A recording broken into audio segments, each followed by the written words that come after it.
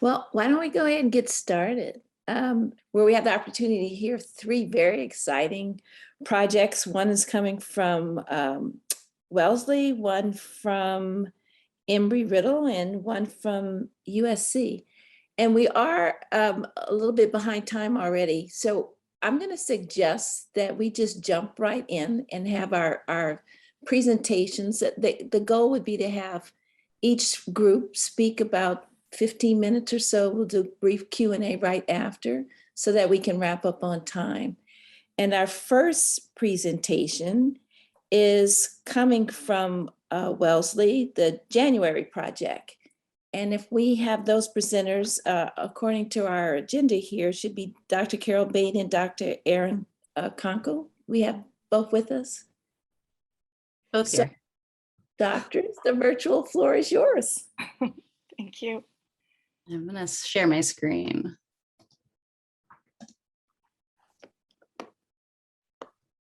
Well, I just want to start by saying how delighted Erin and I are to be here to talk about the January project.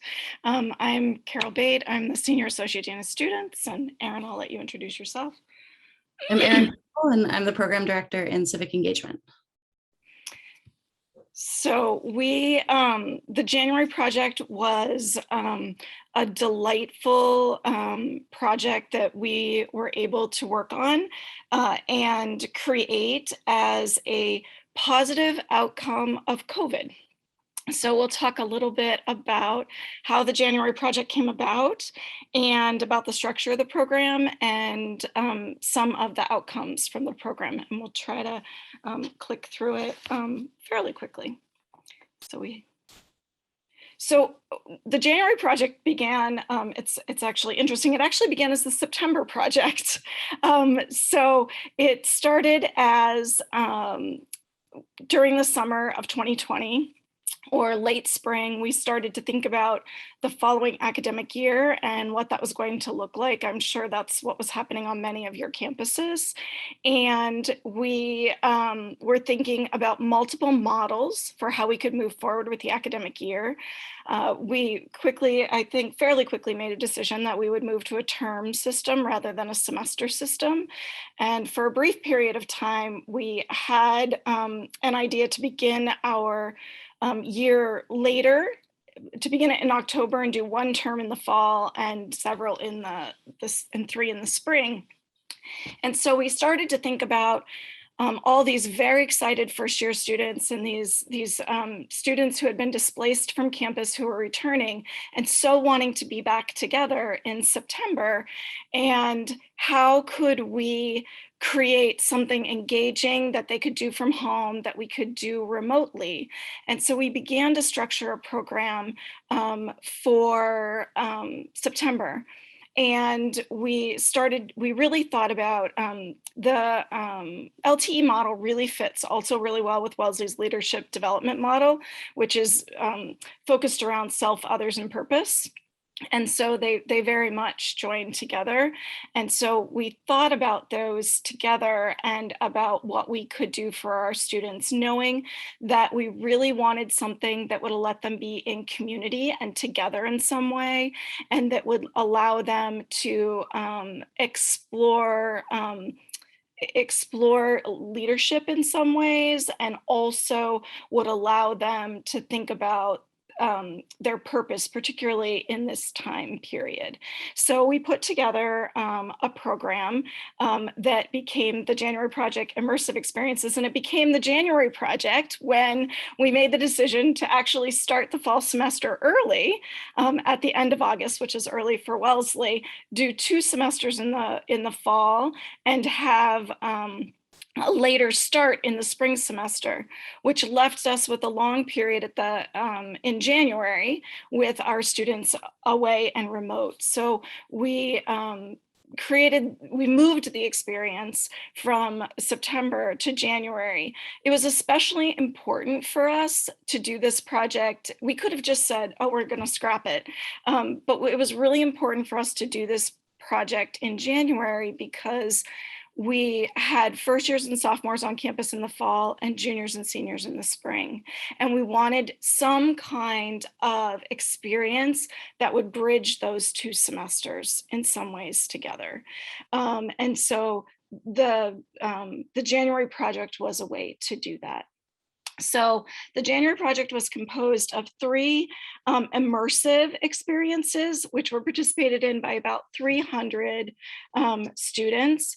The first was a first-year common text read that was really focused on identity.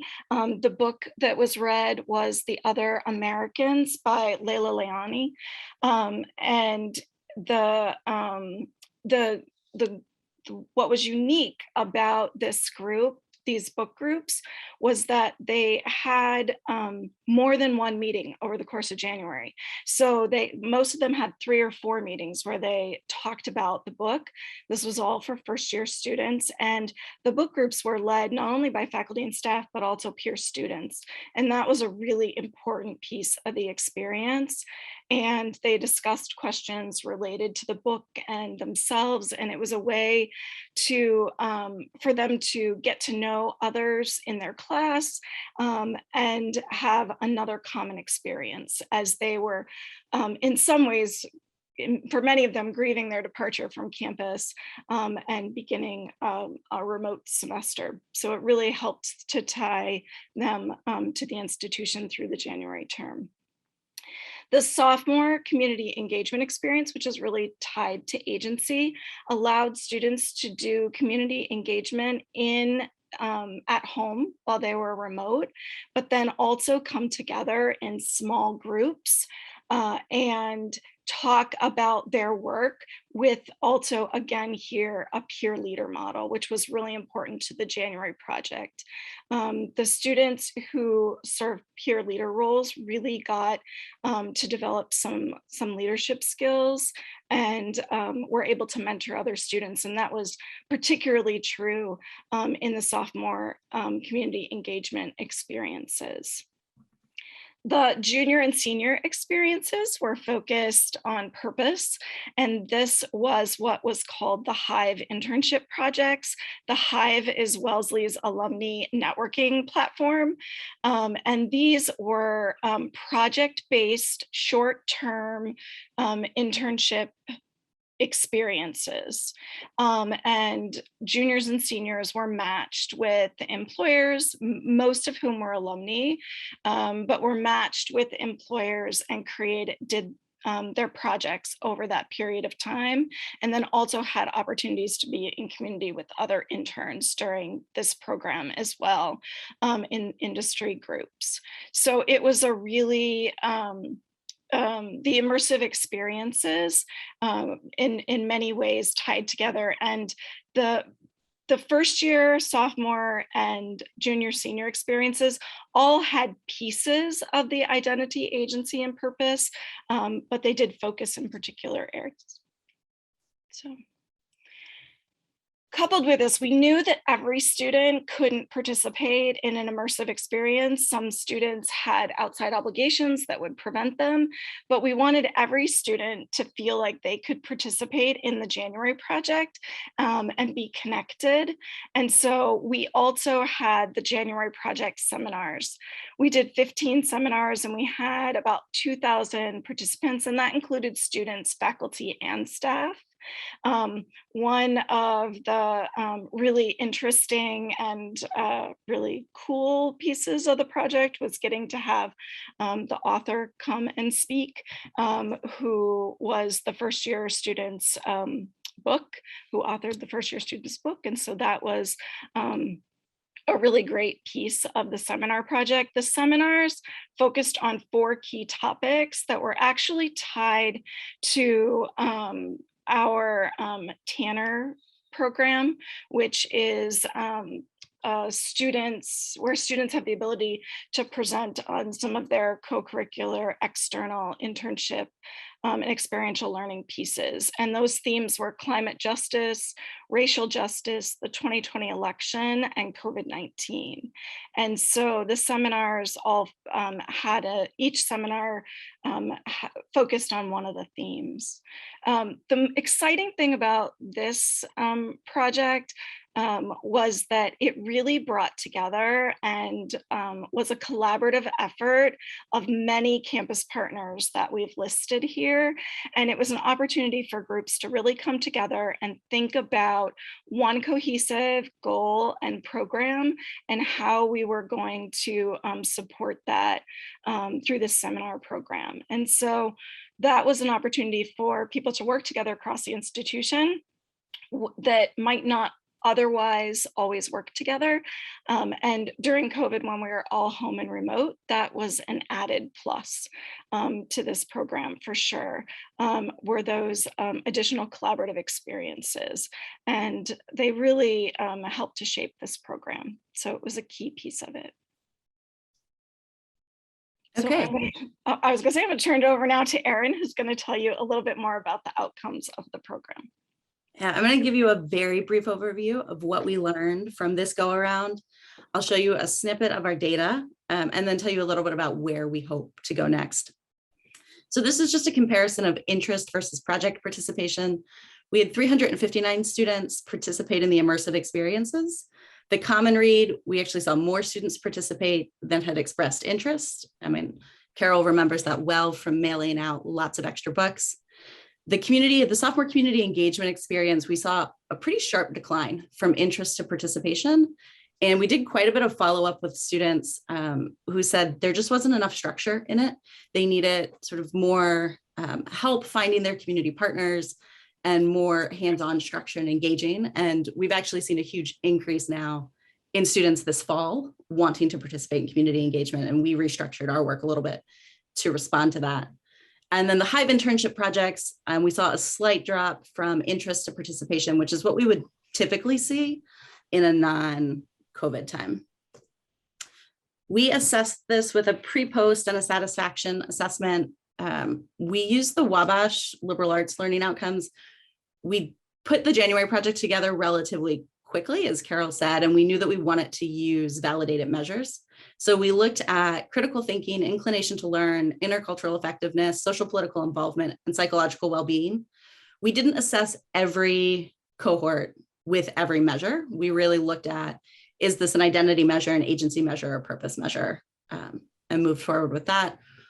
Altogether, we had 8 survey instruments, and participants were assessed at the beginning and the end of winter session.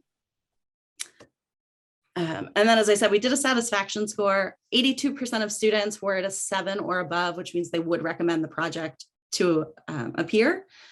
In a year like last year, this was a fantastic number. We were thrilled to see it and felt really good about the work that happened. And this is just a little bit of a data dive from our Hive internship projects. They were focused on purpose. And what you're looking at are statistically significant changes from the pre to post test. So people respect me. I'm competent and capable in activities that are important to me. I lead a purposeful life. And I enjoy tasks that involve new solutions to problems, were areas where we saw students in that 30-day period show statistically significant growth in that junior senior cohort. That's really impressive. We were excited to see that. The other 2 groups, actually, our data was smaller, so it's a little bit harder to see. Our data set was smaller, so it was harder to see some of the changes at a statistically significant level. But with the juniors and seniors, we had a large enough data set to be able to do a little bit more of an in-depth analysis, and we're really thrilled with the outcomes. Off of that, you might imagine what we learned. January project was a really good first step towards broader collaboration on our campus. The common read was a really great example of really blending those curricular and co-curricular spaces. As Carol said, we had peer leaders involved. We also had faculty and staff who were involved with the first year common read groups.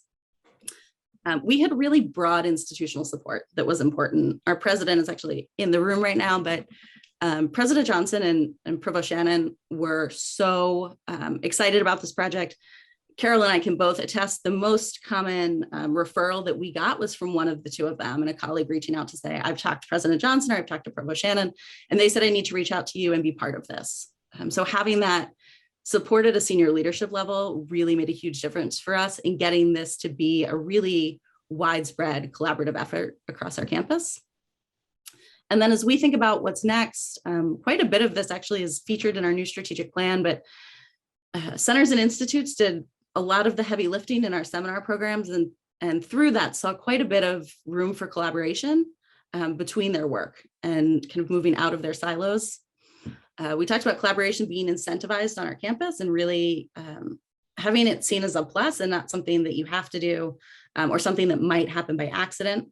We know that mentorship on our campus is a big area for growth. One thing that came out of those Hive internship projects is those will continue, but we've also now added a program called MAPS that is about mentoring pods between alums and students, because some of the feedback that we got from the Hive internship projects was that the mentoring relationship that students had with their supervisor was actually the most important piece for them.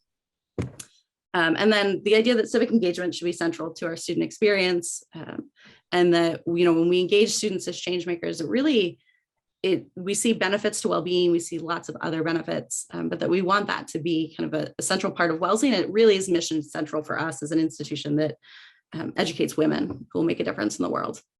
With that, I'm going to stop, and we're happy to answer any questions that you have. So that was a great presentation. Thank you for that, especially showing what a great way to adapt and showing the importance of leadership. I'm going to suggest, because we have so much we need to get through, if we take one or two questions now, and then if there are other questions, we save them to the end to make sure we get through all of our presentations. And you're going to see in our presentations this theme of identity and agency and purpose. So are there a couple of questions? And if you have a question, feel free just to jump right in. I see Giselle. I just have a question of, you talked about it being a first step. So we're curious about next steps in terms of Wellesley, now that you've gotten your head around some of this information, in spite of the fact that it mostly happened, you know, COVID related stuff might have made it more challenging.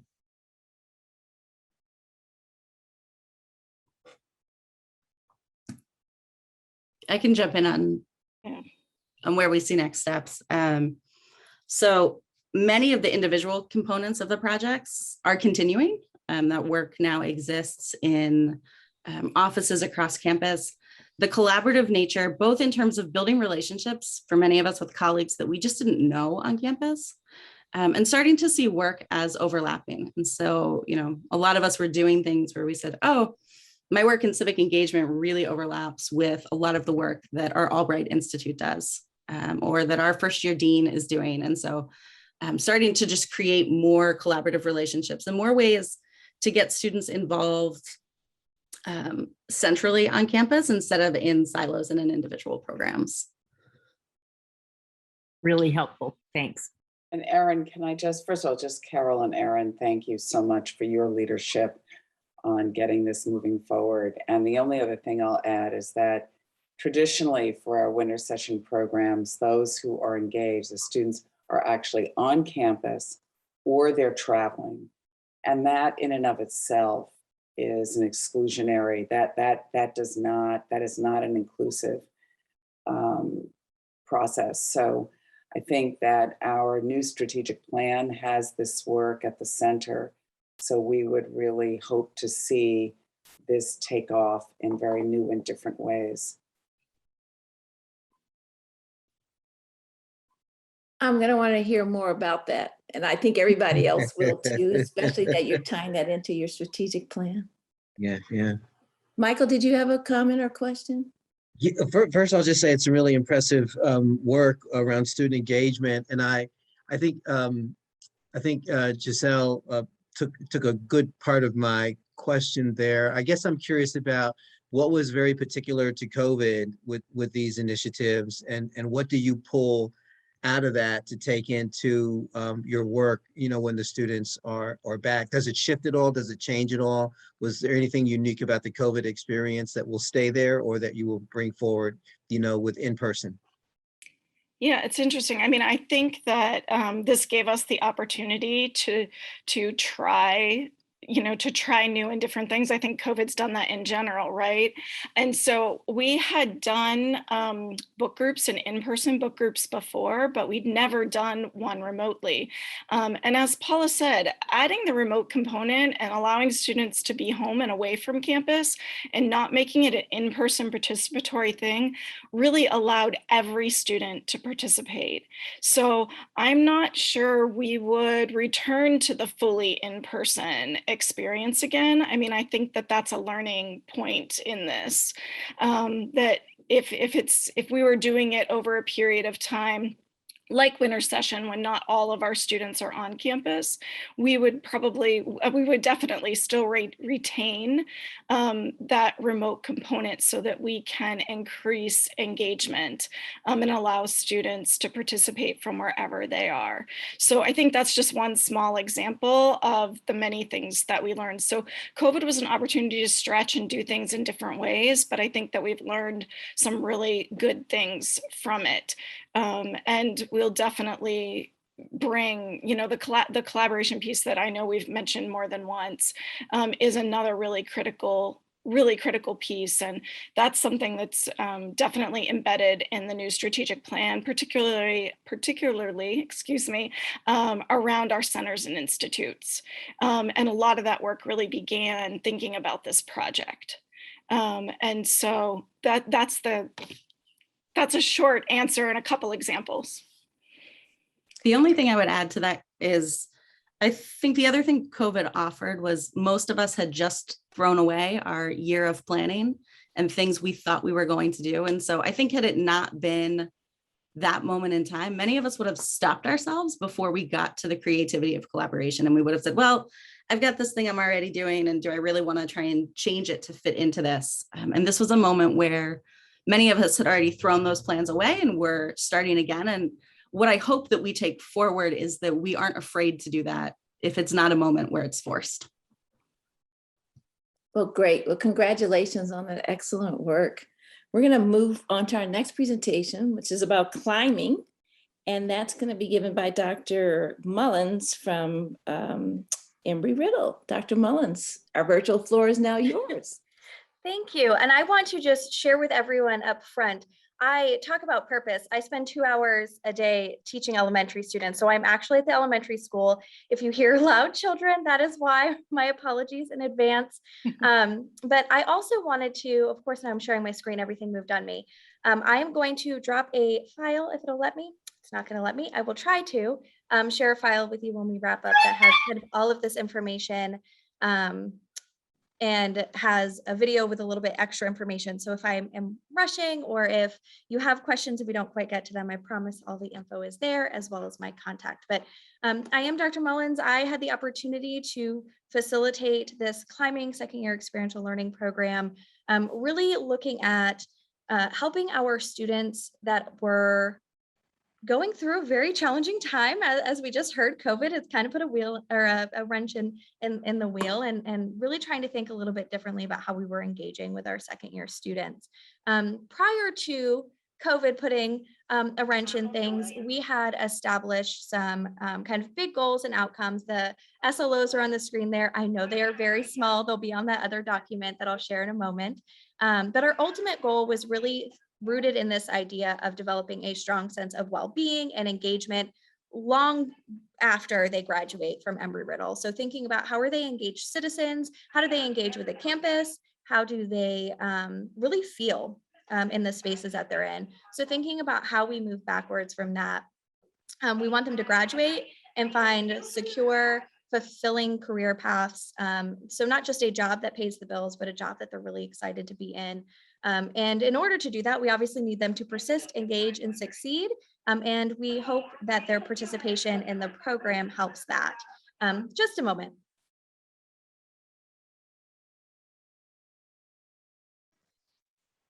my colleague left her walkie in the office. I'm going to get it turned off so you don't have to listen to the elementary school chatter in the background. Sorry about that. All right.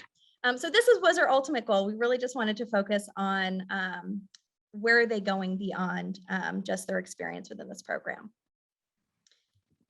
And so we developed a cohort-based program. It had several components. One part of that was personal development workshops. So there were 6 workshops focused on identity, agency, and purpose, which I'll explain a little bit more in depth on the next slide. Then also some self-reflection activities related to the workshops, but then also related to the various experiences that they were going to be having.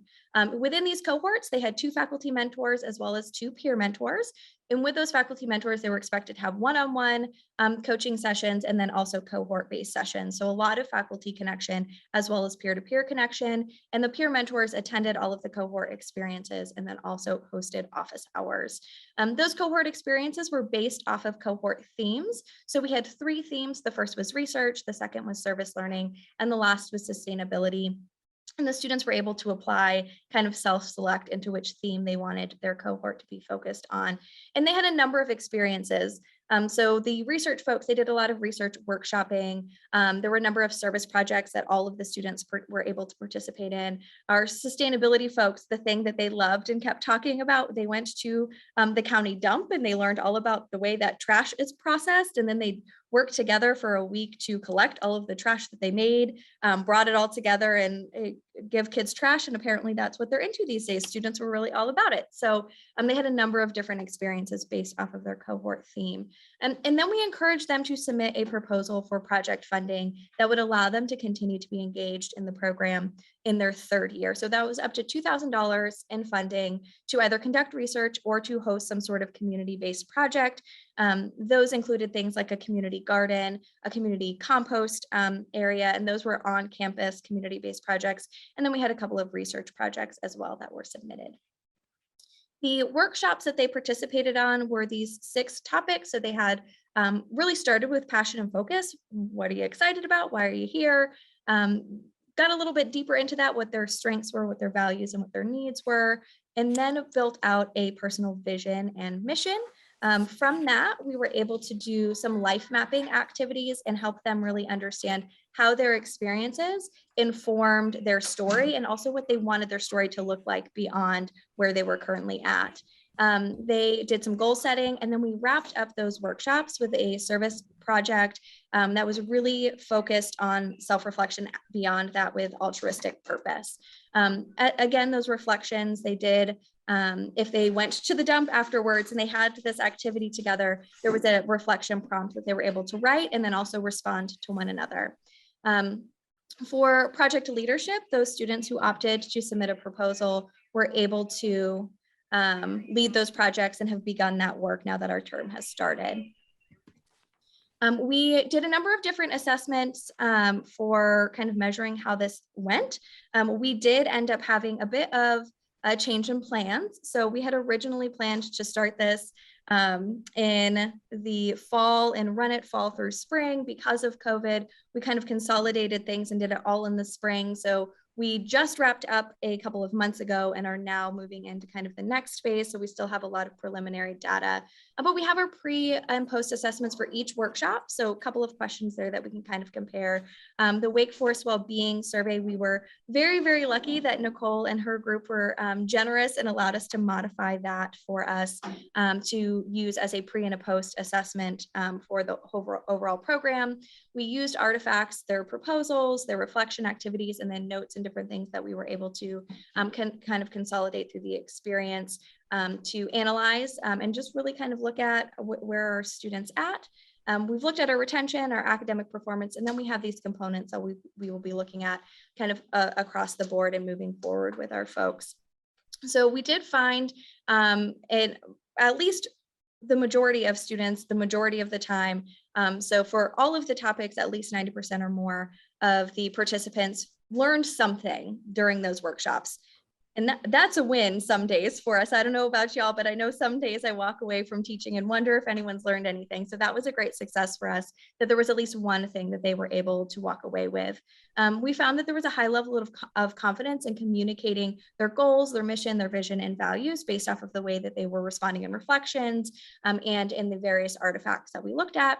And our students were also compared to like students across demographics, their programs, their age, all of those different factors, and they were performing at or above the level in similar courses. 64% wanted to be a peer mentor this year, so that's a really great sign for us. They liked it enough, they wanted to come back, and 100% of our participants did persist to the fall. I feel like it's important to add the caveat that while we planned for 60 students, we only had 24 participate. So we just had a really hard time getting students to commit in kind of the COVID environment. And that persistence rate is great, we love it, but also recognizing that it was a pretty small group we were working with. Only about 75% submitted proposals for funding. A lot of the students said, you know what, I'm interested in this, but with everything going on with COVID, but we have a feeling it was a little bit deeper than that. So I'll tell you a little bit more about how we've modified things in just a moment. So in terms of resources, we had our 24 participants and 6 peer mentors. So we had those folks that were kind of pulling the thing along with us. And we had 6 faculty mentors. Each cohort had those 2 mentors, and I was just kind of behind the scenes, making sure everything moved forward. For the faculty mentors and the peer mentors, it was anywhere from 2 to 5 hours a week, depending on whether or not that particular week had one of those cohort experiences. We did budget for $13,000 for those project grants, up to $2,000 per grant. That was an area that we over budgeted for. We really anticipated that there was going to be a greater need and greater interest. So that was an area that we definitely didn't need as much money in. Our faculty mentors did get a $1,000 stipend, and then we provided student wages up to $600 per year per student. So that was a good way for us to compensate their time, because we know no one's got enough time. And then we had a small fund for supplies for different events. We had an honors brunch to kind of celebrate them and bring them in to connection with our administrators and other folks. So looking ahead, we have 4 kind of big changes that we're looking at. Instead of doing the workshops kind of one-off, we are going to be doing a one-day retreat, which has been a big transition, but it's something that is getting a lot more interest from our students who are eligible for this year. And that way we're really digging a little bit deeper all together versus kind of spending 45 minutes to an hour together and then disappearing for a little while. We are moving back into that fall spring timeline, so we're going to have a little bit more time with them. We are no longer going to be doing a cohort theme and breaking cohorts up by their interest. We are doing a program theme, and that will be innovative sustainability. So all of the program is going to be, all of the programming is going to be connected to this theme of innovative sustainability, which is like hot buzzwords with our Embry-Riddle students. So they're really excited about getting to do this, but we will still have cohorts that will just help to balance the capacity of our faculty and peer mentors. And we are no longer going to be offering our project grants, and instead we are going to be encouraging students to engage with an alternative spring break program. We're still working out the details because we don't exactly know what COVID is going to look like in the spring. So we're trying to come up with a couple of different models. One is going to be a local program where they will get partnered with a community organization. They will get to do that in small groups. Dream World, we will get to travel a little bit, and they will get to kind of immerse themselves with these organizations and bring their knowledge that they have learned throughout the year about innovative sustainability, and really learn something while they're there, but hopefully be able to share a little bit as well. We are very, very lucky. Our university has continued the funding beyond our grant, so we have a budget to continue to work with. Though I will say, I should probably have double checked that my university president wasn't on the line, so he doesn't want to take any money away, but I think you can do this for less money. Don't tell anybody though. So if you're like, love this idea, don't have the budget for it, I think that there are some ways that you can do this in a little bit more of a lean model. Where we're at right now, we're finishing up our recruitment and our peer mentor training. We will be in October launching that team building and development retreat. And then we will have every couple of weeks, the faculty mentors will be taking on planning those different cohort-based experiences. March will be our alternative spring break, and then we're going to pull back folks for a celebration and awards in April. So thinking about what this might look like on your campus, what we really leaned into was looking at what already works for us. And that was one of the reasons we leaned into this idea of the project grants. Our undergraduate research office has a really robust student research grant program that has exceptional interest. So we thought, if it's working really well for them, then that might be something that our students are still interested in. Now, upon reflection, probably a lot of our students didn't need to apply for the program through climbing or for the grant through climbing because they could have done it through undergrad research, but really finding what already works on your campus. Thinking about budget, doing a one-day retreat, doing these kind of community activities. A lot of these things don't cost a lot of extra money. If we were to remove our alternative spring break, we would be able to do this for a lot less, especially having removed those project grants. Thinking about what population to focus on, for us, we opted to focus on our second year students because we were just at the kind of cusp of this transition where all of our second year students were going to be required to live on campus. And that was very new. So we wanted to make sure we were offering some additional programming on top of what the Residence Life community was already offering to them. We converted a lot of our workshops to online modules because while we were physically on campus, a lot of students weren't super comfortable being in spaces that they weren't necessarily already in space with. They weren't going out and kind of interacting and wanting to cross-contaminate should somebody be positive.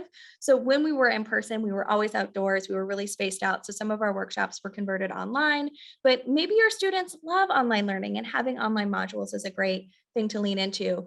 For us, the retreat style seems to be a positive transition based off of this preliminary feedback. Who knows, talk to us in a year and we might say, no, don't do that. But right now it feels like a really great option. And then also knowing what they're already getting. We wanted to make sure we were building upon what they had already received in their University 101 college success course, what they were getting through their academic advisors, and building onto that and not kind of repeating it. And then what subject matter expertise is available on your campus. We have faculty members who are really deep into innovative sustainability. So they are a great resource for us. So we're really going to lean into that. And then really just thinking about ways for us, our ultimate goal was to empower students to make a change and to do this deep dive. And I think that you can often think about creative ways to do that without a lot of extra cost. We're really hoping the alternative spring break comes to fruition because we think that that will be a critical moment for these students to be able to apply it. And then what data is already being collected, we were able to use some existing metrics to kind of measure our students. And we were really excited about that.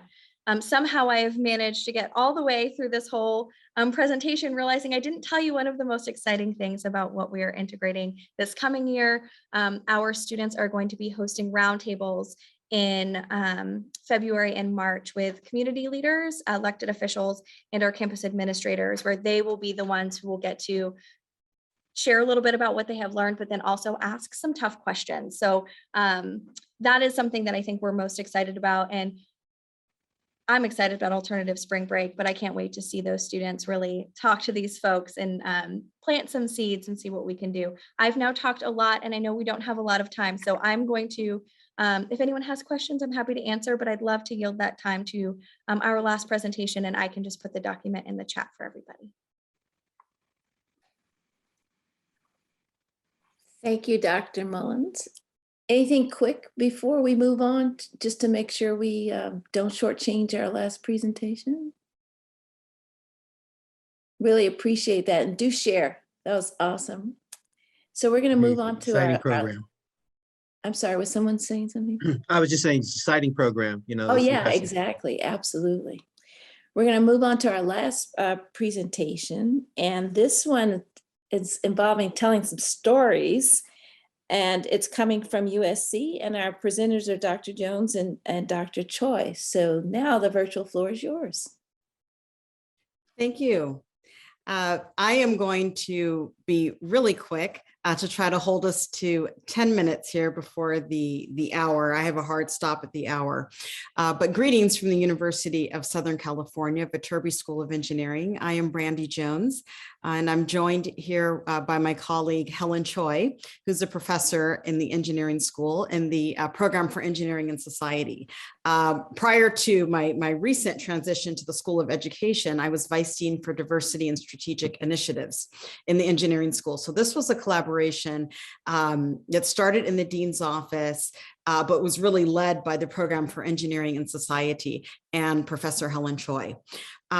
We realized that in engineering, learning through lived experiences is really important, and engineering students have limited opportunities to really explore identity, agency, and purpose through the curriculum anyway. And so we thought it was really important to spend class time where students had the opportunity to talk about who they are, their ways of knowing, how they came to be, their challenges, and what is really important to them beyond the academic side of the house, and the idea that you can be an engineer at the same time that you can be a woman, you can be a man, you can be trans, you can be whatever your religion is, you can be a runner, and however you identify yourself at the same time that you're an engineer, and you don't have to choose and put, you know, your engineeringness, if you will, in a bucket and everything else somewhere else where you have to hide and you can't talk about it. So we wanted to really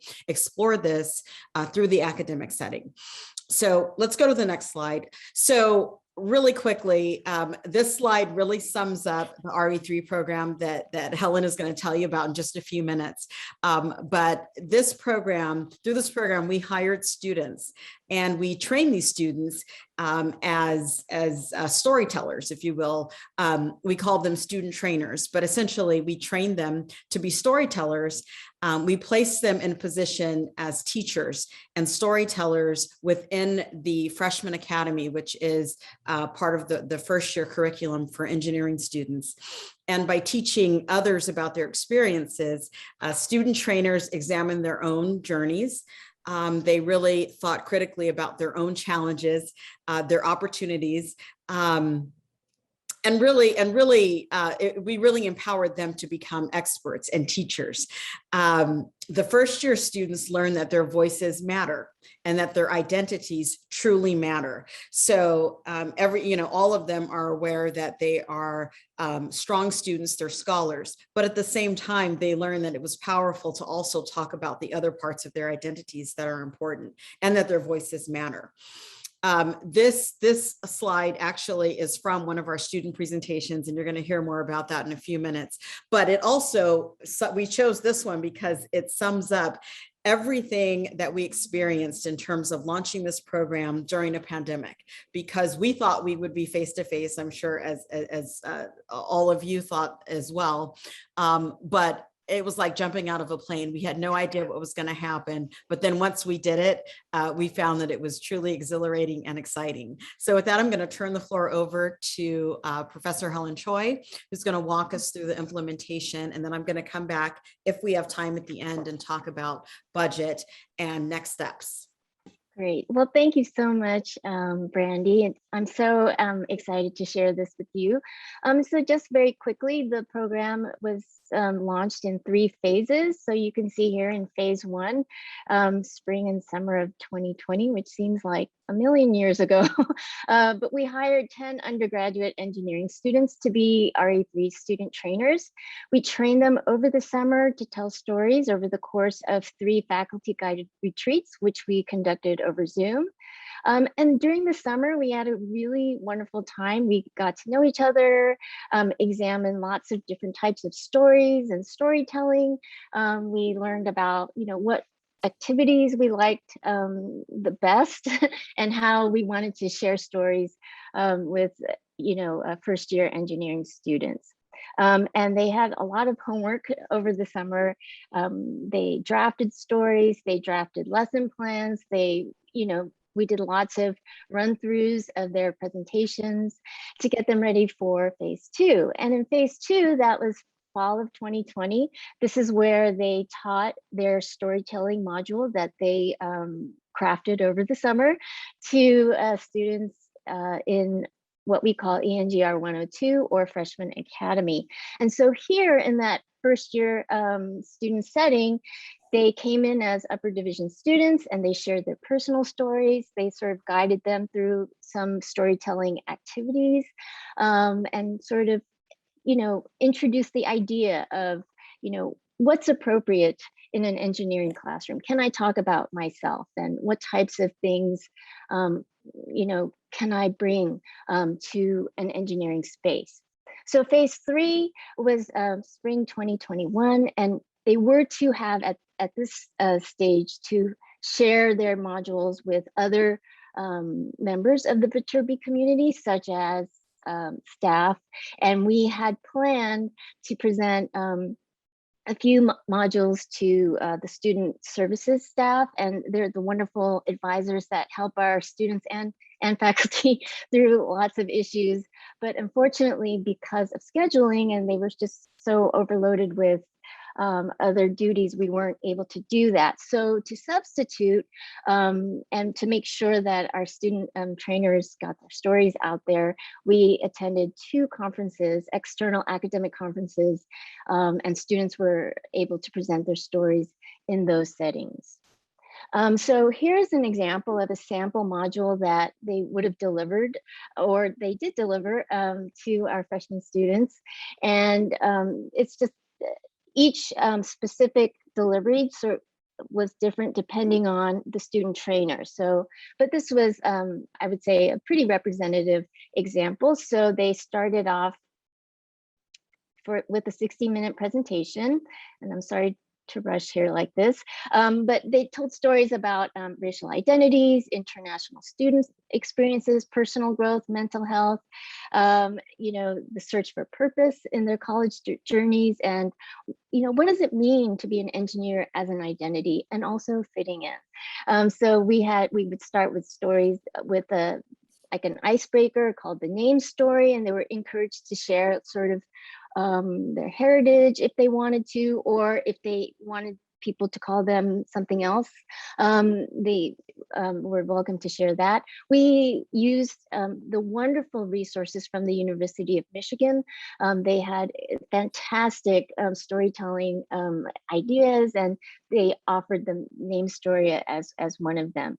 Then they would sort of moved on and shared their personal story, and then we had a debrief. Then we had a small group activity where they shared aspects of themselves that perhaps are not readily visible, and we did that on Zoom in a small group breakout room setting, because breakout rooms are not recorded, and so we felt that would help kind of help students be a little bit more relaxed and perhaps feel more comfortable. But of course, any sort of participation was purely voluntary. And then finally, we talked about a collaborative story. So this was really fun on Zoom. So we would put up a prompt, and then students would just like put in their answers, and then sometimes they would respond to their responses. And that was really fun to see. So that was one of the positive things about Zoom. So we have 2 minutes here. I just want to show you a video, and then Brandy can finish up with her presentation. So here, this is a video by one of our wonderful student trainers, and you can see sort of the outcomes of the collaborative poem. So the prompt was, what will you do at USC? So we started off with the name story, which is their past. When we moved on to just by looking at you, which is their present. And then we moved forward with this collaborative story.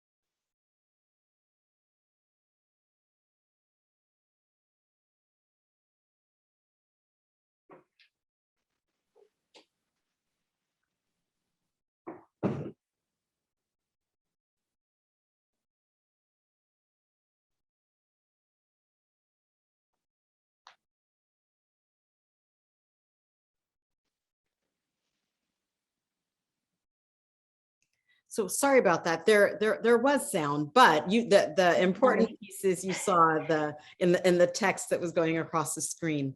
So I will just in closing in the last few minutes. Sorry about that.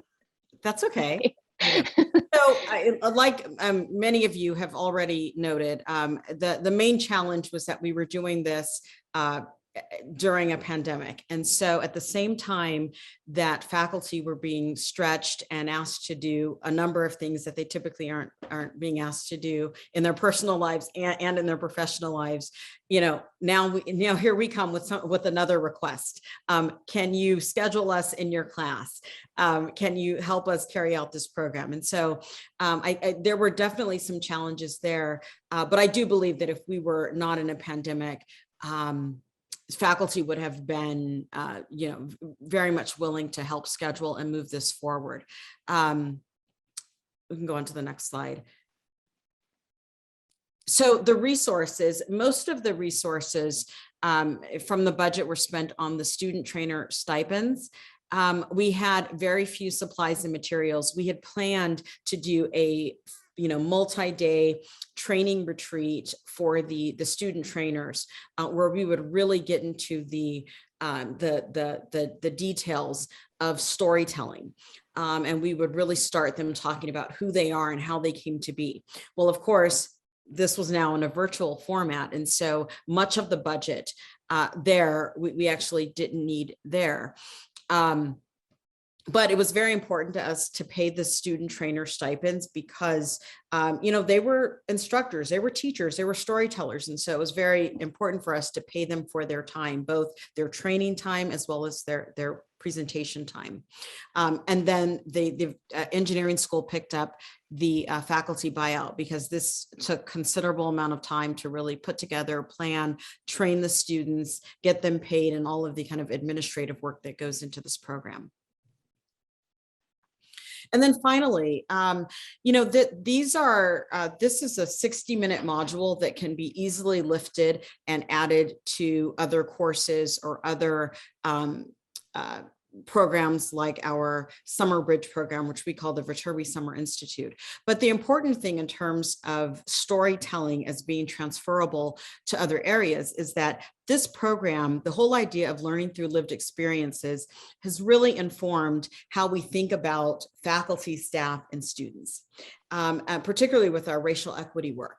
And so, what we learned from this program, working with students and learning from their experiences, we now do this in a way where we're learning more about faculty and staff experiences and how they don't just come as engineering professors, or they don't just come at whatever your staff title is, or you don't just show up as a student, but you come with a life's worth of experiences that are really valuable. And so this has led to a podcast dealing with race and society.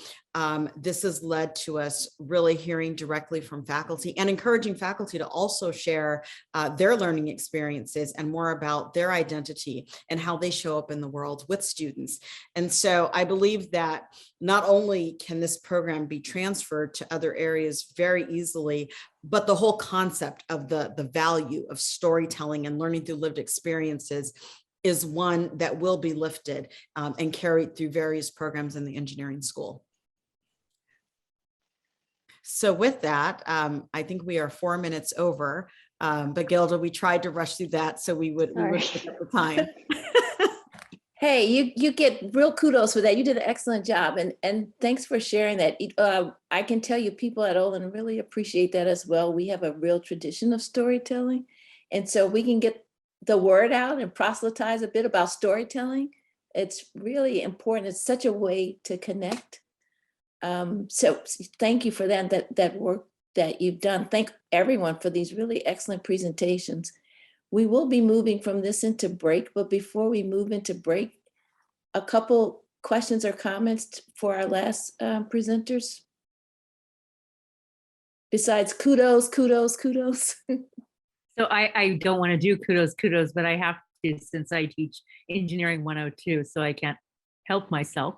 That we had a student from RE3 in my course, and Brandy and Helen know that, and it was just terrific to have and refreshing for the students, both those who received the information and sort of right from the start begin to think about their role in their identity development, and also for the student that presented. So it was just really refreshing. They didn't say that they're actually going to be working this year, I think, with transfer students, I'm assuming. I heard some rumor of that, so I might be off base, but I think so. And that's really important because the transfer students don't get engineering 102 because they come as juniors or seniors. So this will be another opportunity for them to find their voice as they enter a Research One university after most often transferring from a community college, and more often than that from a minority serving institution that's also a 2-year community college. Am I right, Brandy and Helen? Is that what's happening now with RE3? So we're trying No, to figure out how this I don't works think so. with I don't think it'll be named RE3, but Right. what we're trying to do is make certain that the new transfer orientation program, which is going to be a series of things, includes storytelling, right? And so RE3 won't be a standalone program there, but it will. Sorry for my rumor, everybody. So the rumor is true, but it just won't be called RE3 and it won't be standalone. Okay, great. Thanks. Any other one last comment as we start to wrap up? Comment or question? Well, I have to say we had some phenomenal presentations, phenomenal projects. I think you might have seen the real ties between identity, agency, and purpose, getting to know one another and how important that is. And these are some real things that are transferable that we can all learn from. Also, I felt like it was worth pointing out the piece too, like it's not just about what we learn by and for and about our students, but also our faculty and staff who are serving and this whole community piece of it. So I just want to thank you all for taking the time, our presenters and all of you who are our participants, for a very wonderful session. And I'm going to move you into break now, but please come back. Great time together. Thank you all so much. Bye.